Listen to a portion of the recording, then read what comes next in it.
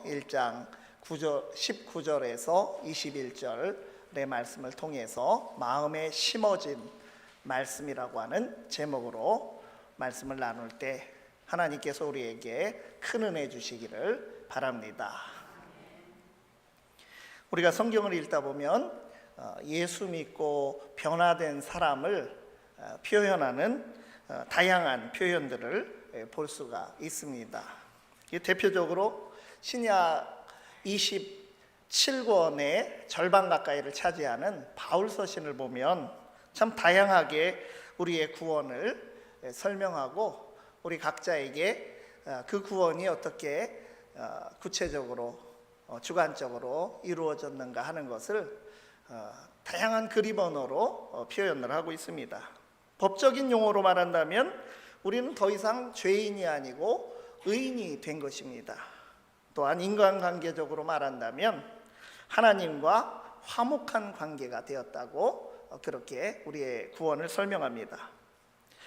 또 가족관계로 말한다면 우리는 하나님의 자녀가 된 것이고 하나님 나라의 기업을 상속받을 상속자가 된 것입니다. 그리고 창세기에 나오는 용어로 설명하기도 하는데 우리는 창조주 하나님이 새로 지으신 새로운 피조물이 되었습니다. 이 말을 요한복음에서는 거듭난 것이다, 또 위로부터 난 자들이라고 말씀하고 있습니다. 이 모두가 어떤 표현을 사용하든지 예수 믿고 구원받은 다 예수 그리스도를 통해서 우리에게 이루어진 은혜를 말씀하고 있는 것입니다. 그렇게 야고보서도 예수 믿고 우리가 구원받아서 변화된 사람이라고 독특하게 표현하고 있는 말씀이 있는데, 야고보서에 따르면 구원받은 성도인 우리는 진리의 말씀으로 새롭게 태어난 사람입니다. 지난 주일에 나눈 말씀 중에 18절 말씀을 보면 하나님께서 하나님의 선하신 뜻을 따라 진리의 말씀으로 우리를 낳으셨다고 하였습니다. 진리의 말씀은 살아있는 하나님의 말씀이며 곧 복음입니다. 하나님께서 우리를 사랑하시어 예수 그리스도 안에서 구원하여 주셨다고 하는 복되고 기쁜 소식, 그 복음을 전해받아 우리는 새 사람이 된 것입니다. 그래서 우리가 예수 믿었다, 예수를 믿는다라고 하는 말 속에는 이러한 다양한 표현들이 다 숨어 있는 것입니다. 그에 관해서 이어지는 오늘 말씀은 보다 더 선명하게 새 사람의 삶에 관하여 우리에게 전해주고 있습니다. 하나님의 은혜로 그리스도 안에서 새 사람이 된 성도는 어떠한 삶으로 나아가야 할 것인지 야고보 사도를 통해서 우리에게 주시는 하나님의 말씀을 깨닫게 되기를 바랍니다. 첫째로 성도는 마음에 말씀이 심긴 사람입니다. 21절 말씀을 먼저 보면, 그러므로 모든 더러운 것과 넘치는 악을 내버리고 너희 영혼을 능히 구원할 바 마음에 심어진 말씀을 온유함으로 받으라. 이 말씀은 앞에 18절 말씀과 함께 성도의 구원을 특별히 하나님의 말씀과 관련해서 설명하고 있는 야고보서의 핵심 구절 중에 하나입니다. 18절에서는 하나님께서 진리의 말씀으로 우리를 낳으셨다고 했는데 21절 말씀에는 우리 마음에 심어진 말씀이 있다고 하는 것입니다. 진리의 말씀, 복음의 말씀으로 우리를 낳으셨기에 우리는 이제 우리 안에 말하자면 하나님의 말씀의 DNA, 진리의 DNA, 주님의 은혜와 사랑이라고 하는 복음의 DNA를 가진 존재로 새롭게 태어났다고 하는 것입니다. 야고보서 1장 8절에서 두 마음을 품으면 모든 일에 정함이 없는, 그 안정됨이 없이 시험에 흔들리는 인생이 된다고 말씀하였습니다. 그러니까 우리 마음 중심에는 한 가지만 그 중심에 담아야 하는 것입니다. 마음이 나누어지고 중심을 못 잡으면 중심, 그 기초부터가 흔들리게 되는 것입니다. 예수 믿고 새 사람이 된 우리가 세상에서 싸워야 하는 가장 큰 대적은 세상에서 만나는 그 무엇이나 어떤 사람이나 어떤 외부적인 것이라기보다는 바로 우리 각자 자신의 두 마음이 된다고 하는 것입니다. 그 두 마음이 문제가 되는데 하나님과 세상 사이에서 나누어진 마음을 지칭하는 것입니다. 두 마음의 문제가 해결되지 않으면 시험이 우리 안에 그칠 수가 없습니다. 그러나 야고보서가 말하는 복음은 예수를 믿는 우리가 마음에 하나님의 말씀이 심긴 사람이 되었다라고 하는 것입니다. 이사야 40장 8절 말씀, 앞서 1장 8, 9절 11절을 보면서 이 말씀이 그 배경에 있다고 했습니다. 풀은 마르고 꽃은 시드나 우리 하나님의 말씀은 영원히 서리라. 마르고 사라져버릴 것, 세상의 것을 추구하며 욕심이 죄를 낳고 죄가 장성하여 결국 사망을 낳게 되는 그 시험의 사슬에 매여 악순환하는 삶을 살지 말고 영원히 변함없으신 하나님의 약속의 말씀이 우리를 붙잡아 주신다고 하는 확신 가운데 살아가는 것이 우리 구원받은 자들의 삶이라고 하는 것입니다. 예수님께서는 하나님 나라는 좋은 땅에 씨를 뿌리는 것과 같다고 말씀하셨습니다. 천국 복음이 씨앗처럼 옥토와도 같이 준비된 사람의 마음에 떨어지고 그 속에서 뿌리 내리고 자라 30배, 60배, 100배의 결실을 맺게 되는 것이 하나님 나라의 능력 있는 백성의 삶인 것입니다. 21절 상반절을 보면 모든 더러운 것과 넘치는 악을 내버리고 라고 하였습니다. 우리 마음밭에 말씀의 씨앗을 뿌렸다면 말씀이 잘 자라서 삶에서 결실을 하도록 주변에 있는 잡초를 뽑아주어야 합니다. 그렇지 않으면 잡초가 성장해서 그 성장을 방해해서 제대로 자라지 못할 것입니다. 여기 사실은 내버리고라고 번역되어 있지만 사실은 벗어버리고라고 하는 그런 뜻을 가진 말입니다. 바울 사도는 비슷한 말을 했죠. 우리의 구습을 벗어버리고 그리스도로 옷 입으라고 말씀하였습니다. 그 말씀을 우리 야고보 사도는 이렇게 이 악을 내버리고 벗어버리고 마음에 심긴 말씀을 온유함으로 받으라고 그렇게 또 독특하게 우리에게 권면하고 있는 것입니다. 새 옷을 입으려면 헌옷을 벗어야 합니다. 헌옷을 벗기 전에는, 새 옷이 준비되기 전에는 헌옷을 계속 입고 있는 것이 인간이죠. 우리 마음에서 죄악된 생각과 습관, 부정적인 감정의 쓰레기들을 다 치워버릴 때 하나님의 말씀이 은혜롭게 내 심령에 역사할 수 있습니다. 그러므로 온유함으로 말씀 앞에서 겸허하게 겸손한 마음으로 그 말씀을 따라가야 하는 것입니다. 우리의 심령은 진리의 말씀으로 새롭게 태어난 심령인 것입니다. 그렇게 되라고 하는 것이 아니라 이미 은혜로 우리에게 이것이 주어진 것입니다. 성경을 읽을 때 우리가 정확하게 잘 읽어야 됩니다.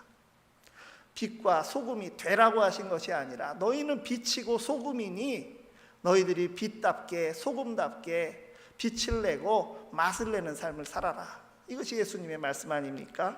여기도 같은 말씀입니다.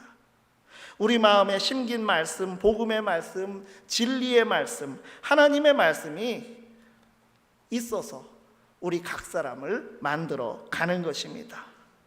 우리의 마음이 그러나 수도 없이 나뉘고 미혹되고 시험에 빠지기도 하지만 이미 우리는 거듭난 마음을 가지고 있다고 하는 것입니다. 연약한 우리들이 세상에서 마음이 여러 갈래로 갈라지는 것 같더라도 거듭난 성도의 심령은 하나님의 말씀이 그 마음 가장 깊은 곳에서 가장 밑바닥을 붙들고 계신 것입니다.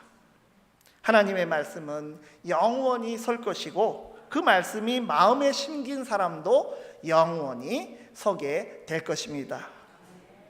하나님의 말씀이 이끄는 대로 순복하며 따라가서 그 길 끝에서 온전함의 선물을 주시는 하나님과 함께 설 수 있는 복이 임하기를 바랍니다.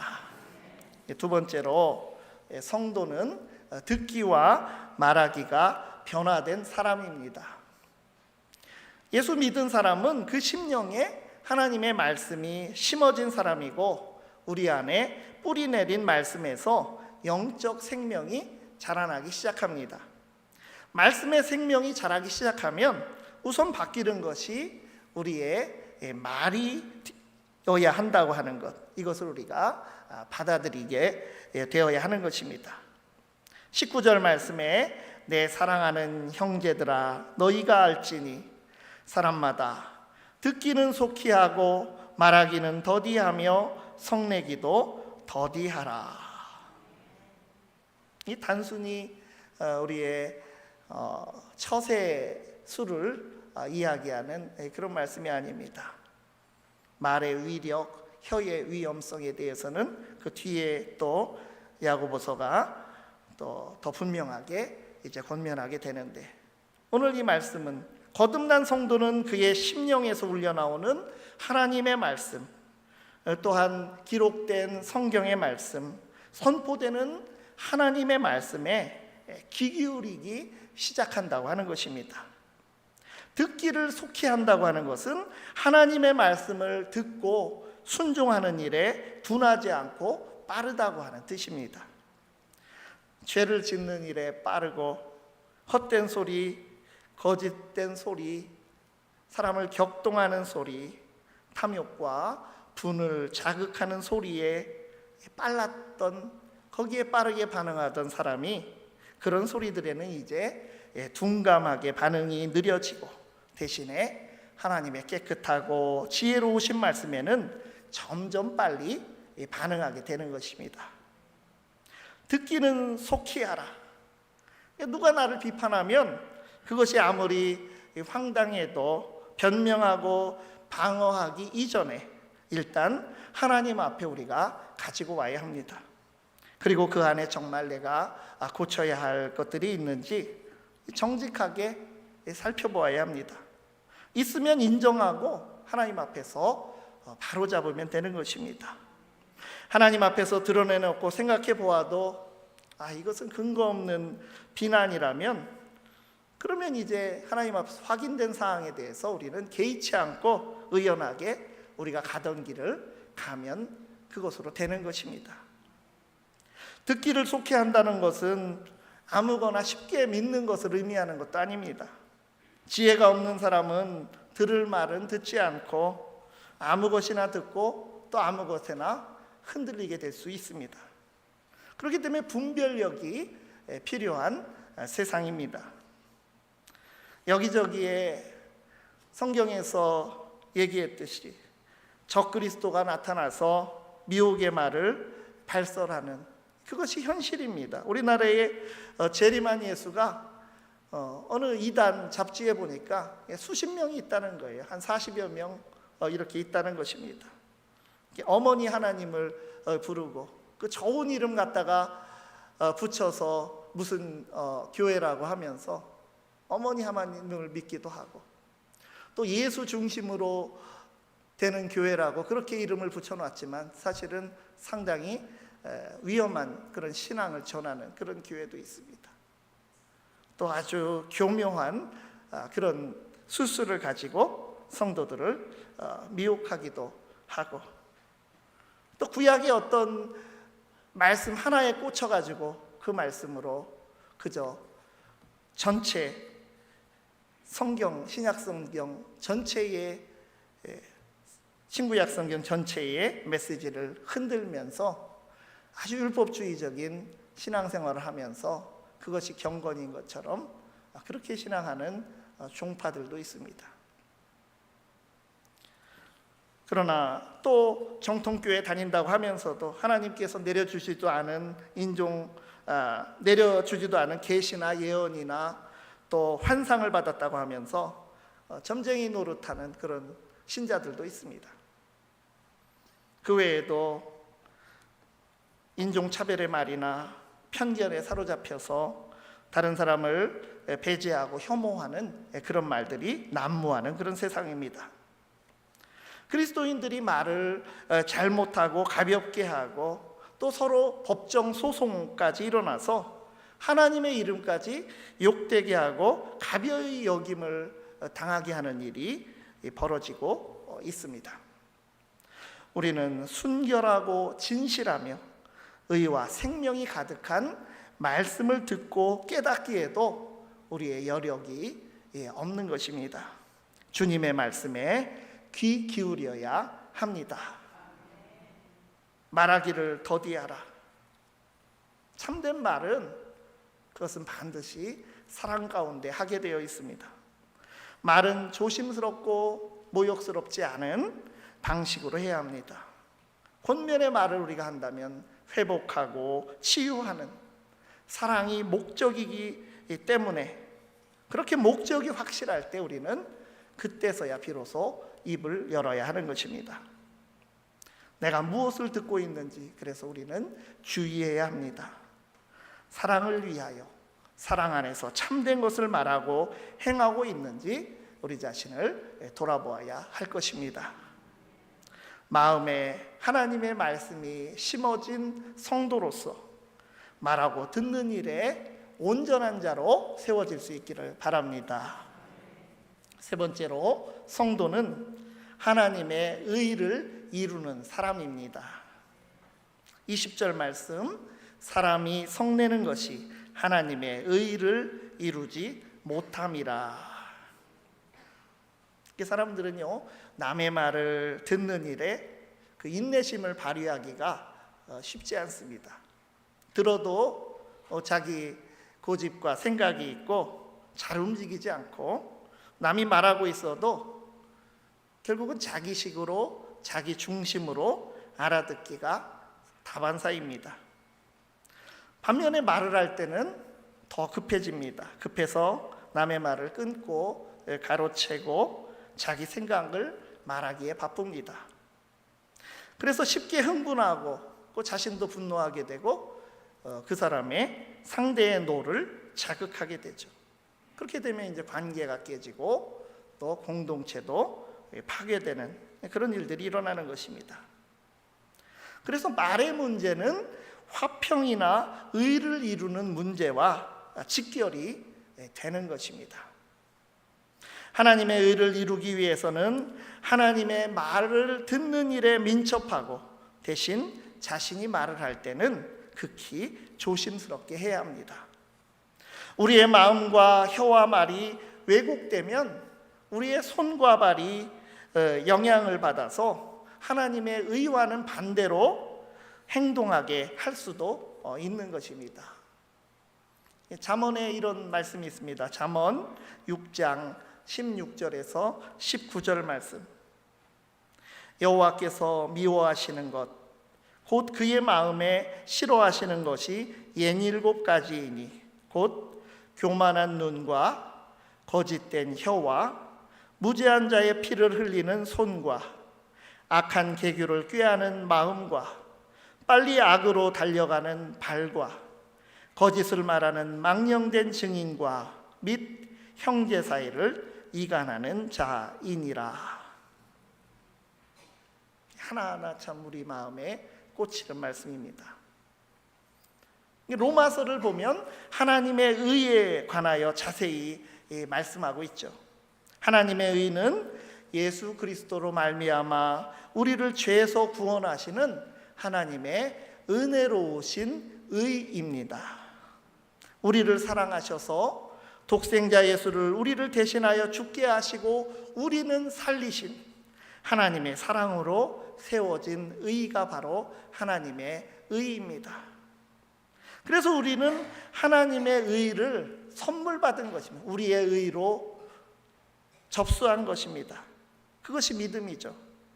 그래서 그것이 하나님의 은혜이고, 의인이 되고 의인 대우를 그렇게 해서 우리가 받게 된 것이라고 하는 것입니다. 세상의 정의와는, 하나님의 정의와는 이렇게 다른 것입니다. 사랑으로 세워진 정의가 하나님의 의입니다. 또한 예수님께서 산상수훈에서 말씀하신 것처럼 우리가 사랑만 받고 끝나는 의가 아닙니다. 마태복음 5장 20절 말씀에 내가 너희에게 이르노니 너희 의가 서기관과 바리새인보다 더 낫지 못하면 결코 천국에 들어가지 못하리라. 서기관과 바리새인들이 얼마나 율법을 철저히 지키려고 했는지 모릅니다. 대단한 그런 열심을 가지고 있었지만 그들보다 더 나아야 된다는 것입니다. 그리스도인의 의라고, 제자의 의라고 하는 것은 살인하지 말라고 했을 때 사람을 멸시하는 말조차도 하지 말아라. 거기에서부터 살인이 시작되는 것이다. 그러면서 원수까지 사랑하라고 말씀하시는 말씀이 쭉 이 마태복음 5장 20절 이하로 이어지고 있습니다. 그리고 6장 33절 하나님의 나라와 하나님의 의를 구하라고 했습니다. 하나님이 우리를 사랑하심으로 하나님의 의를 이루신 것처럼 우리도 사랑으로 의를 철저하게 이루어가야 하는 것입니다. 하나님의 뜻에 따라 진리의 말씀으로 우리를 낳으셨기에 마음에 심어진 말씀으로 하나님의 의를 이룬다고 하는 것은, 다른 말로는 하나님께서 하나님의 선하신 뜻을 이루는 삶으로 우리를 이끌어 가신다고 하는 것입니다. 그것을 뜻하는 거죠. 그러므로 마음에 심어진 말씀의 소리에 듣기는 우리가 속히 하고 말하기와 성내기는 더디하여서 사랑으로 이루신 하나님의 의를 우리 안에서 선하신 하나님의 뜻을 따라 이루어 가기를 바랍니다. 우리가 시험을 당할 때 결국 이것은 믿음의 시련으로 다가오게 될 것을 알아채고 하나님이 이끄시는 인내의 역사에 올라타서 온전함에 이르게 될 것을 바라보는 지혜로서 우리는 기뻐할 수 있다고 하였습니다. 마찬가지로 우리 마음 중심이 심어진 복음의 말씀 위에 굳건히 있음으로써 하나님의 뜻과 섭리를 이루는, 하나님의 의를 이루는 역사에 동참하는 영광을 우리가 다 누리게 되기를 간절히 바랍니다. 기도하겠습니다. 신실하신 하나님, 하나님의 선하신 뜻에 따라 진리의 말씀으로 우리를 낳으시어 복음으로 새로 태어난 자로 살아가는 은혜를 주심을 감사드립니다.